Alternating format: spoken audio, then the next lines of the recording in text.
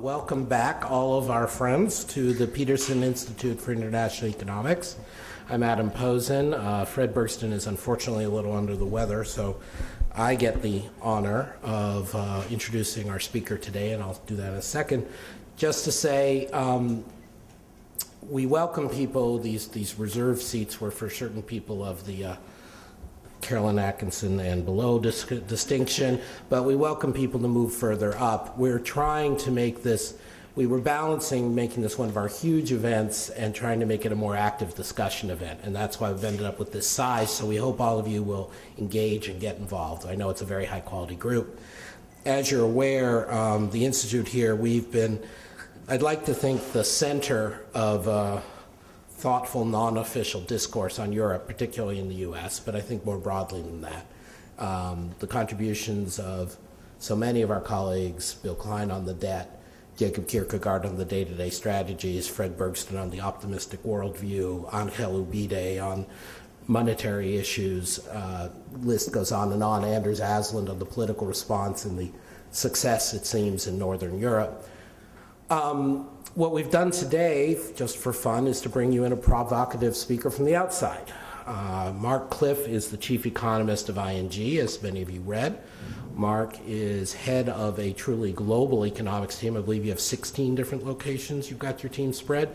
And he and I were just talking yesterday about some very interesting work his team is starting to do on trade and on sectoral analyses, which we're hoping the Institute can have some useful exchange with in the months and years to come. But we're here today to continue this ongoing positive grappling in a realistic way, but forthright way about what's going on in Europe and the Euro area. I am not going to bother you by recapping what was in the wire services about Greece today or what the latest German politician said to the latest other German politician.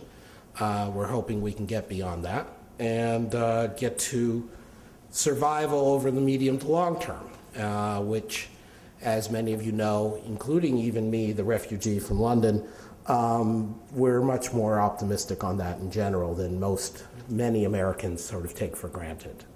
But as also our friends from the European Commission and various embassies know, we're not unsparing in our criticism. So with all that aside, let me just say a bit more about Mark. Mark has had a distinguished career as an economist in the markets for more than 2 decades now, and he and I were comparing notes. He remembers working for Nomura Research back when that was the golden ticket. Maybe again, ING will someday become the golden ticket. It is the largest bank in the Benelux area, and it thankfully doesn't make as much news as a Rabobank or an former ABN AMRO, and that probably is a good thing. But now we're going to give them a chance to make some news on substantive basis. And Mark has a very provocative set of materials, which all of you have access to. We put printouts out there. There'll be more available online. Basically thinking through, with the benefit of his team, if we start spinning out what happens to the euro area over the next couple of years, what are the possible categories of outcomes? And of course, all of us in this room have one way or the other speculated on that at some time. But what I think Fred, in his invitation to Mark, and I believe, gives value from what Mark says is they structure it. They don't just idly speculate.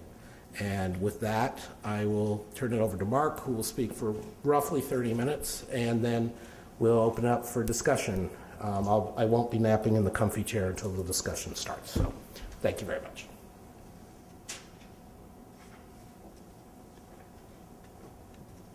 Well, thanks very much, Adam. That was great, and indeed it's a privilege to be able to address this audience, and of course it is maybe somewhat comforting that the Institute tends towards a slightly more positive view than the average American commentator, I would say.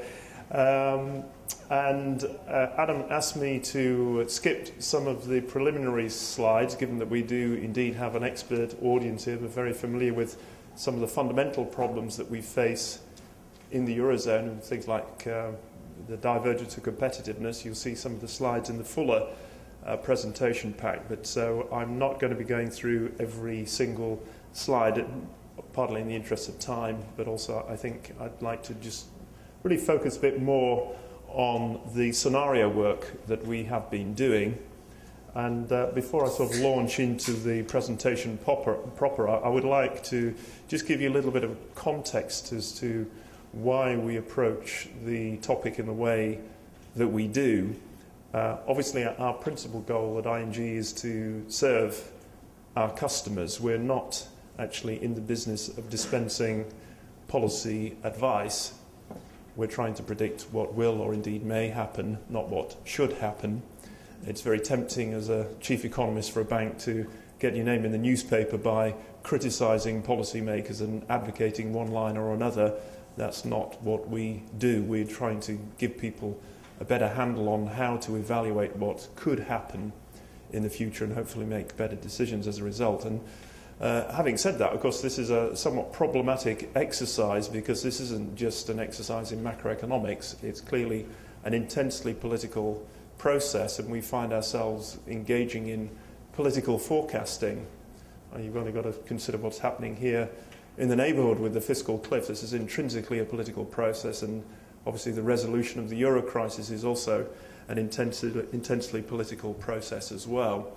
So what we've tried to do with the work that we've done, both on analysing the impact of a breakup, which I'll be touching along the way, and also on how the Eurozone might actually survive, is to sort of step back a little bit from the politics and say, let's not disregard something because right now it's politically unthinkable. Let's see what would happen if, in principle, going back to the sort of basic economics of the exercise, and then we can reinsert the politics at the end and say, okay, having gone through the calibration of this from an economic perspective, how plausible does this look from a political perspective, and how is this likely to play out from a timing point of view?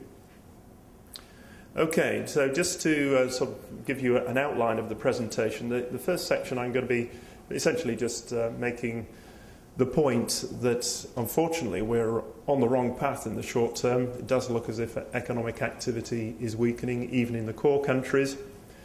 This is not just because of a fiscal squeeze, it's also because of effectively a credit squeeze, which is particularly profound in the peripheral economies. And I'll note as an aside that the regulatory drive is also an element of that.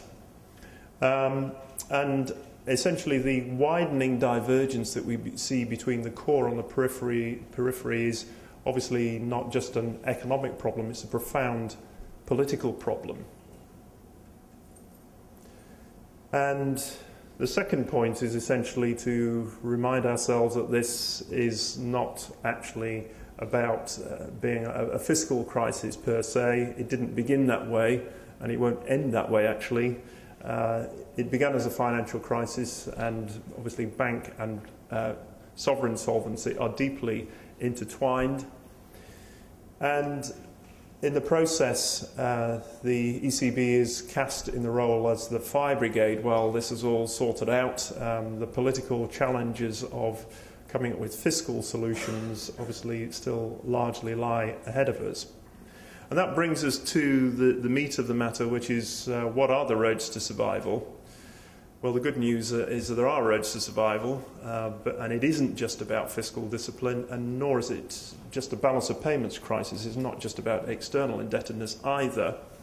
We have to be aware of the fact that we have to achieve internal balance as well. In other words, we have to get growth. We have to address the real economic divergences that we're experiencing across the Eurozone. And I think it's pretty obvious that in the long term we need to see more resources being transferred to the periphery from the core. Again, essentially a political challenge. Right now we're trying to go through sort of rather covert and implicit transfers, and looking ahead I think the immediate things on the agenda are probably going to be banking and then funding union, or common bonds if you will. But the ultimate destination is clearly a transfer union, or a fiscal union if you prefer. And again, that's intrinsically a political process. And can you get the voters to vote for this stuff? That's the politics.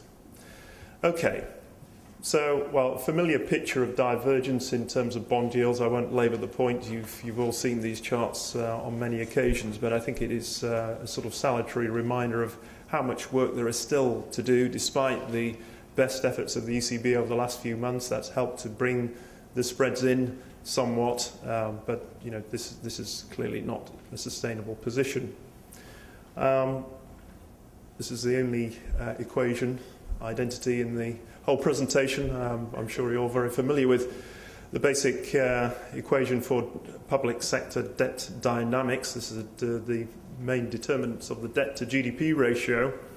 Suffice to say that so far the focus has been on route one, in other words, austerity, fiscal tightening, focusing on reducing budget deficits. And the nicer way of dealing with the problem hasn't got very far, in other words, getting interest rates down and boosting economic growth. That lies in our future. As far as Greece is concerned, of course, they've gone down route 4 to a certain extent as well, with the sort of restructurings that we've seen, of course, so far confined to the private sector. Okay, so what has been the effect of going down route 1, plan A for austerity, if you will? Well, so far the news isn't very good. The fiscal tightening has been very aggressive. As you can see on the left-hand side here, the chart shows you the combined fiscal tightening for this year and next.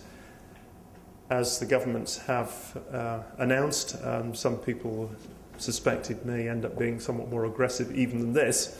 The significant feature here, of course, is apart from the fact that the periphery is tightening more than the core countries, is that Spain has taken over from Greece in the lead in terms of the degree of austerity that they are about to implement.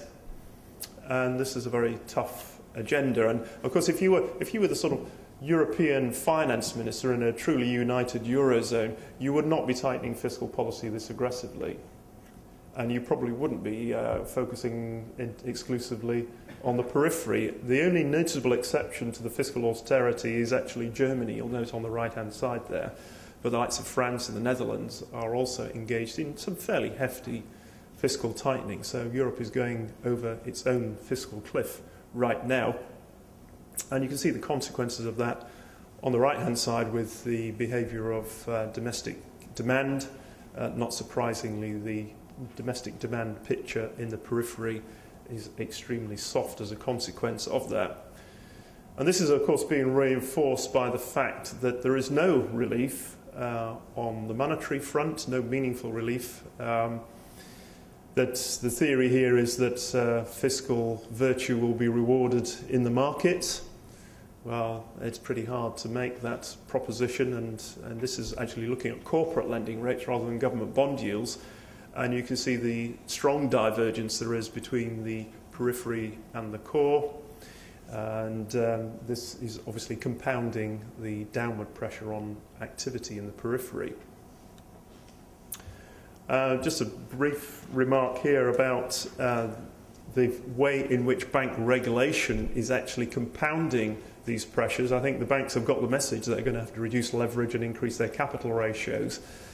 But the problem is one of timing, and as you can see, the effect is strongly pro-cyclical, which is somewhat ironic because, of course, there's a lot of talk about introducing counter-cyclical capital buffers, but the markets are not waiting for 2018 for the completion of the Basel III process. They want it done yesterday, and as a consequence of that, we are seeing a squeeze. And, well, you see the points are, I think, fairly self-explanatory here, but the idea that higher capital ratios would be rewarded in the markets and this would actually help the banks get cheaper funding, which was the line that the official sector was pushing a couple of years ago, I think has been disproven in the markets, apart from the fact of bank debt still being expensive. It's also pretty challenging to raise equity as a bank, particularly in the periphery.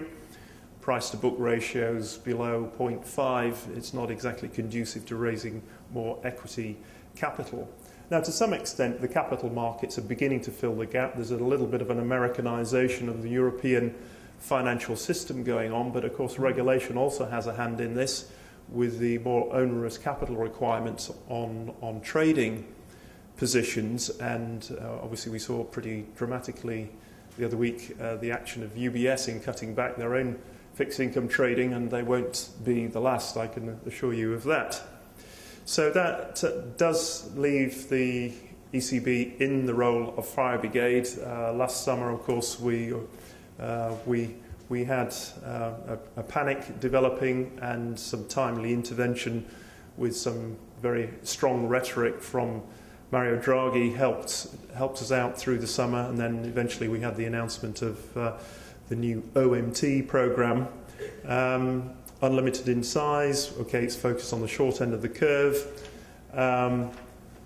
Also something that was reassuring to private investors was that ECB holdings would no longer be regarded as senior. But there was, of course, something of a sting in the tail, which is that, and this is obviously how it was sold to the Germans and the other core governments, was that there would be strict conditionality to this, that the Spanish and the others potentially would have to ask for a bailout. And we remain in suspended animation waiting for the Spanish to ask for that bailout. So how long this confidence trip can continue is indeed an open question. Personally, I think with the Spanish engaged in this new programme of fiscal austerity, they don't have too long to go, because I think they do seem to be going down the Greek path, which probably leads to disappointment both in terms of economic growth but also in terms of meeting budget targets. So the ECB is going to continue to have to attempt to put the fire out with liquidity infusions and support to the bond market. Consequences in terms of economic growth, I think, sort of speak for themselves here. Obviously, Greece is an especially dramatic example. The economy's weakened by almost 20% so far since the crisis began, but you can see crucially there on that chart that some of the other peripherals are beginning to soften in both absolute and relative terms, and that is something that cannot be allowed to persist. Just a quick reminder, of course, this didn't begin as a fiscal crisis. Obviously, Greece is an exception to that observation. But you see clearly here, up until the beginnings of the crisis, the Spanish and the Irish were actually good boys. They were running surpluses, whereas actually Germany was running deficits. Remember a decade ago that the Germans and the French broke the original Stability Pact rules. So this didn't begin as a fiscal crisis. Obviously, it developed into that. And just to underline the point, if you look at this chart, you can see on a matrix of the budget deficit on the vertical scale and the net government debt stock on the horizontal scale, that actually the Eurozone flag in the middle, is actually in broad terms in better shape than the US and the UK, and certainly a darn sight better than Japan. But of course the markets aren't looking at it this way. We don't have a unified Eurozone, we don't have a Eurozone finance minister, and it's every man and woman for himself. And you can see the consequences of that in the market. So just to make the point that the sovereign debt crisis is indeed more a symptom than a cause. It stems from the financial crisis. Excessive private sector borrowing, leverage, if you will, exacerbated the downturn. And this is the deleveraging doom loop, as I call it. It's not just about the debt, it's also about asset prices. This is a balance sheet recession. The catalyst for the downturn, of course, was here in the States with the downturn in real estate prices. That obviously challenged the solvency of the banks. The banks had to be supported, so that then started to challenge the sovereign solvency. This all had a negative feedback on economic growth.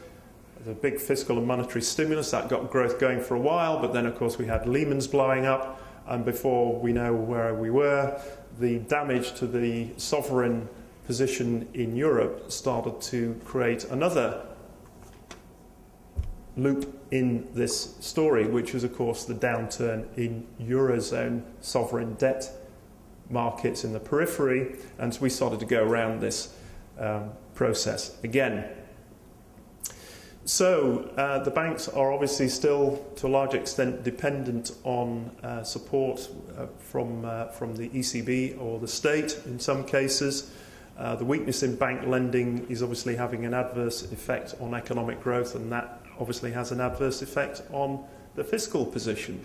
So once again, the thing that is keeping us out of the downward spiral is monetary laxity, unconventional methods having to be employed by the ECB to prevent this spiral getting completely out of control. And we also see what I would consider to be a form of macro-prudential policy, which is a deliberate manipulation by the central banks of asset prices. If the ECB and the Fed were not engaging in unconventional methods in that way, I think that asset prices would be considerably lower, and that would be exacerbating the financial crisis. So this is a different kind of heat map. This is just looking at external indebtedness. In other words, this allows for the fact that a lot of the indebtedness was in the private sector. You can see on the right-hand side, the top right there, you've got Greece, Portugal, and Spain and Ireland. This is actually much better correlated, in fact, with what's happened to sovereign bond spreads than actually looking at fiscal positions. So there's clearly a lot of work to do in terms of restoring external balance. But my key point here is it's not just a balance of payments crisis. Of course, in principle, you could reduce the external indebtedness of the likes of Spain through fiscal contraction, but there's a very heavy price to be paid in terms of internal balance or unemployment. There's massive increases in unemployment in the periphery, as you know. We're looking at north of 25% now in Spain as well as Greece. And this is not sustainable in the long term. And this is where a good old Dutch economist, the winner of the first Nobel Prize, Jan Tinbergen, makes his entry, because each policy objective needs a policy instrument, and in the absence of the exchange rate, you have some tough work to go through here.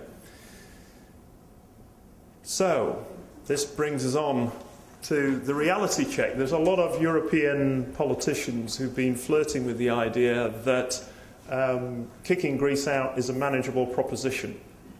Some of them really believe that. I think some of them, I just see this as a good way of putting a bit of pressure on the Greeks to behave themselves. But there's a clear reality check here because, of course, the creditors own the problem. This is something that I keep saying to my Dutch colleagues, and obviously as an Englishman, they sort of don't like me talking about this in these terms, because obviously the Brits are sort of carping from the sidelines in their view. But it is true, and this is what I call the sort of paradox of Merkelism, which is the attempts to limit the costs to the core countries have actually, in the end, served to increase them, because the longer we see weakness in economic activity, the more we see the fiscal situation deteriorate, the bigger the bills get. And of course, I know the answer to this problem is that the politics have not enabled them to really address this. They've not explained to their general public that indeed they're on the hook for this crisis. And so one way or another, they're going to have to pick up the bill. They can do it in a nasty way or a less nasty way. But one way or another, the bill is going to be visited on the core countries. And obviously the private sector bondholders in Greece have already taken a severe haircut, but I think over time it should be recognised that the destination is towards transfer union. That may be politically toxic, but that is the long-run solution, as indeed the original architects of the Eurozone recognised. So in the meantime, the problem has been in the process of being socialised. In other words, the taxpayers are on the hook, even if they don't know it. And this chart, I think, sort of illustrates the point.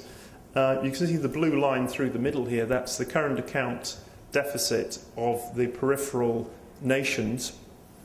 And what's happened is, yes, there has been some improvement, courtesy of weak domestic demand in the periphery. But this isn't the complete picture, of course, because if you look at what's been happening to capital flows, you see a very dramatic picture. On the right-hand side, you'll see the data for the first half of the year. This is unannualized, by the way, so if you were to annualize it, it'd look even more dramatic. But essentially, there's been an exodus of private capital And the internal balance of payments imbalances have been financed by the European system of central banks. In other words, the target 2 balances, which you see here, that's been an important element of that. Obviously, there's some bailout money as well, which is the dark blue portion of the bars on this chart. So essentially, indeed, given that the taxpayers ultimately have to stand by the central banks, the taxpayers are on the hook here if this thing blows up. And just to underline the point, the data for the first half of the year was the equivalent, that capital exodus was the equivalent of 25% of the periphery's GDP. And this is rather reminiscent of some of the emerging markets capital flights that we've seen in the last 2 or 3 decades. So that brings us to the road to survival. How can we get out of this situation? And as I mentioned, our approach to this exercise was to say, let's take a step back, let's take the politics out of it, let's not get involved in discussions of probabilities as to whether these things will happen. Let's try and look at the possible options and try and calibrate them, and then revisit the story from there and put the politics back in. So fiscal austerity, I think we're beginning to test a destruction. It's pretty clear that Plan A for austerity isn't working. So what to do? Well, the first R of my 3 R's on the road to survival is reform. This is something that has already, I think, been in train to a certain extent. This is an attractive proposition to the core countries because they're pointing the finger at the periphery to do the reforming by and large. This is effectively the supply side approach to the problem, and I think most economists would agree that this has to be part of the long run solution. It's pretty clear that the Greek government has to figure out how to collect taxes, for example. It's pretty clear that there's a lot of things that can be done to improve the product and labour market's efficiency in the periphery, and indeed some progress is being made. Problem. In the short run, the effect of this can be extremely negative in terms of economic activity. So yes, you get long-run benefits, but in the short run, if you're doing things like reducing unemployment benefits or reducing minimum wages and so on, then you have adverse consequences on demand. There are frictions in reallocating resources as well. So we did quite a lot of research into the impact of supply-side reform. And indeed, we came up with the notion of a sort of a J-curve effect coming through from some of these reforms. So that brings us on to the second R, and this, if you like, the sort of transitional support that could come through from loosening macro policy. And when I say macro policy here, I'm talking about monetary as well as fiscal policy, because, of course, right now, you could argue that fiscal policy is going in the opposite direction. This is not reflation, this is deflationary. But there's certainly an argument to be had that some of the core countries could be somewhat less aggressive in terms of their fiscal tightening. So that's the second R. The third R is redistribution.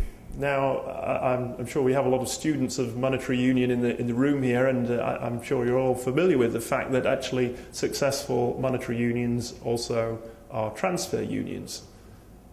Think of the United States, for example, hardly a bastion of socialism, but there are substantial fiscal transfers in the United States as well. The rich support the poor, and you can do this in a sort of covert way, which I think we've been doing this through the back door through the ECB so far, or you can do it more explicitly, with the most explicit, of course, being through taxation and spending.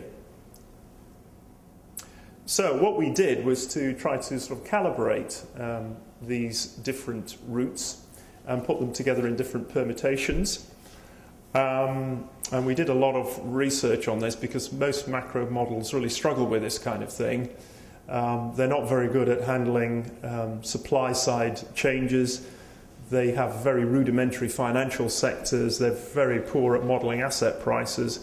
And they're not very good at balance sheet effects. Apart from that, they're pretty useful.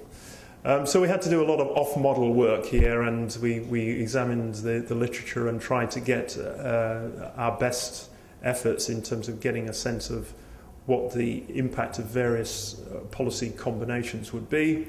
And we put them together into these 6 different scenarios.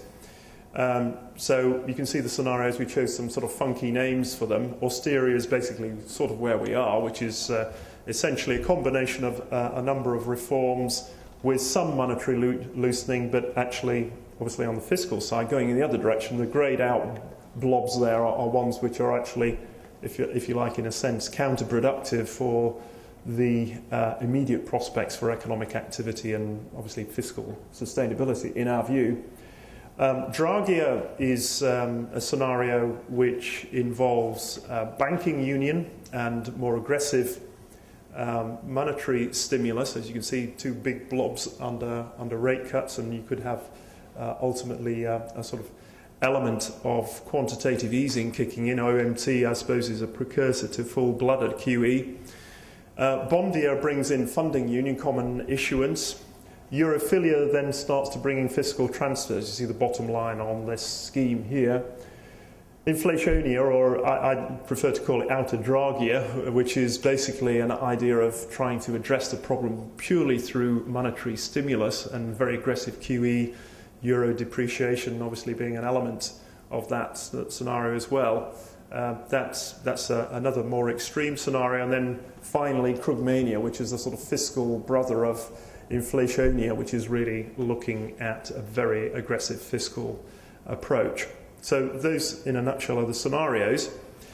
And if you want to sort of map these on a matrix which has a scale of reflation going up the matrix and redistribution going across to the right, this is how they would map. There's an argument to be had about whether austerity should even be on this map. Maybe it should be off to the bottom left somewhere, because it's pretty hard to argue that it's net reflationary, frankly, and there's not a huge amount of redistribution going on. But still, that's, if you like, the starting point. And as you can see, we've mapped the different scenarios on this scale. So right at the polar opposite, you have sort of Krugmania, which involves a very substantial element of fiscal reflation and redistribution. Europhilia, perhaps sticking a little bit more to the fiscal rules, but I think that's probably ultimately a rather more plausible destination. And in a sense, as you'll see later, you could argue that there's a sort of time dimension to this chart as well, that you could imagine a progression from the bottom left, maybe not to the top right, but certainly over towards the right, which might be a more sustainable position. I'm not going to go through this wallpaper here. It's all in the report, which you're more than welcome to have. And incidentally, you can download the reports from my website, markcliffe.com. Just a quick ad. There's quite a lot of material there. But here, essentially all I'm trying to do in sort of qualitative ways is indicate the broad effects of the different scenarios, including also the Greek exit across the top there. So you see the scenarios listed on the left-hand side here, and we look at the impact on output, the euro, bond yields, and also bond spreads on the right-hand side. So just to take an example, the Greek exit, going back to our earlier work on breakup, we see as being very negative in terms of output. This is for the Eurozone as a whole, by the way. Also very negative for the euro, which in the longer term obviously delivers some benefits. But you see obviously a massive divergence in terms of bond yields and bond spreads as a result. But as you work your way down through the scenarios, obviously you get a progressively bigger benefit to economic activity, and obviously a lot of the stimulus actually comes through because of the monetary laxity, the euro depreciation being particularly powerful effect, I would say. And also fiscal stimulus also helping to boost output. There is a more detailed report, incidentally, with all the numbers if you want to see them. We're not, I hasten to add, trying to portray these as in any way forecasts. These are, if you like, illustrative paths. And for the purposes of exposition, we simply assume that these policies were implemented at the beginning of this year. That patently didn't happen. So don't pay too much attention to the time dimension on the bottom, at least the calendar years. But if you see on this chart, we look at the output consequences of the various scenarios on our estimates. Austeria, which is the grey line on the chart, if you can see here, obviously has relatively negative effects on activity.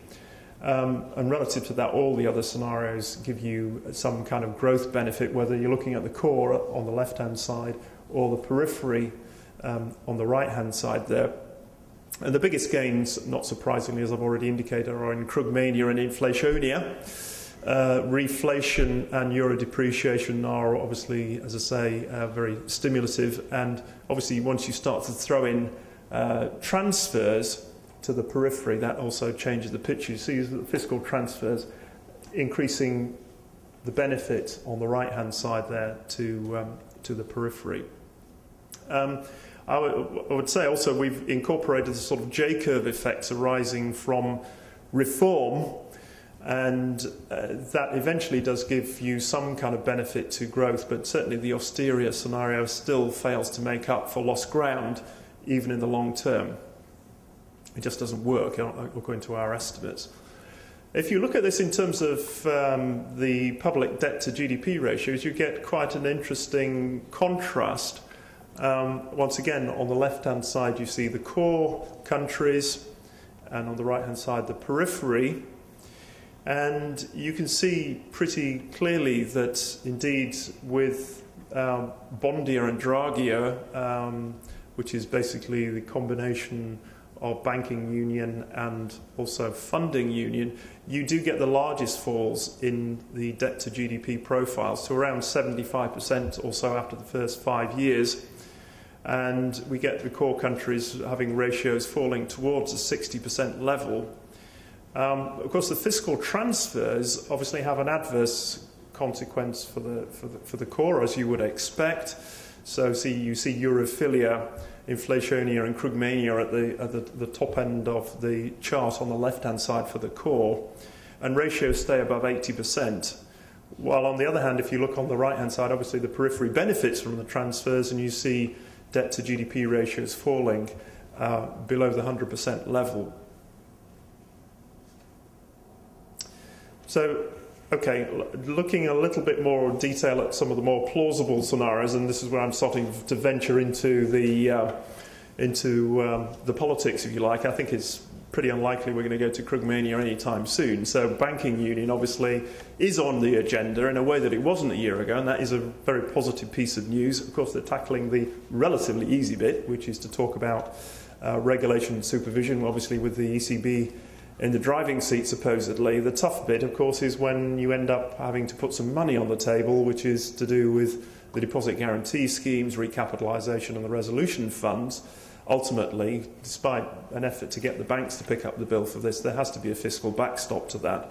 And that's why this is going to take some time. And as I'll say in a second, I think the German election is particularly important in this whole process. And talking of which, common bonds are, I think, another very promising line of attack and one of the routes to survival. And this is just a schematic representation. Obviously, that divergence that you can see in terms of bond yields would be very effectively done away with if we had a complete harmonisation on one common bond market. Of course, it's not going to happen quite so quickly. There will be an incremental approach to this, but in principle, this would be extremely good news for the periphery and a very strong signal to everybody that this is, forever. This is irrevocable. But of course, this is debt mutualisation. It's of course a challenging thing to sell to the general public. Although crucially, we hear now that the SPD is actually prepared to put this on the table. So I think, looking ahead, that is a very positive step forward. So this is my sort of penultimate slide. I think that we could view this, bringing the politics into it on this basis, which is to have a dimension looking at the degree of political resistance there are to the various policy options, going over to the right there, as against the economic impact, which is going up this matrix. And not surprisingly, the toughest sell politically is transfer union. That's why it's in the top right.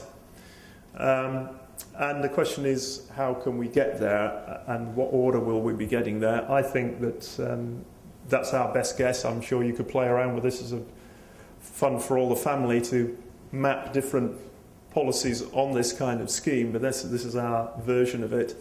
And I think that, indeed, looking ahead, we have some important elections, not just in Germany, but also in Italy. But I really do feel that at the moment what's happening is that the Germans are trying to keep the lid on the situation to get them past the election, and then we might be able to make some serious progress on some of these policy initiatives. So just to conclude, at the moment macro policy is very tight, it's very pro-cyclical, fiscal policy is tight, and credit creation is still dysfunctional. Economic growth is weakening and diverging. This is not politically or economically sustainable.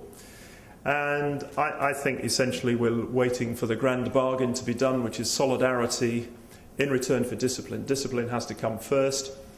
Discipline has to come first because this is how core country politicians will sell it to their populations, in my view. But solidarity has to be a component of this. Resource transfers have to be meaningful.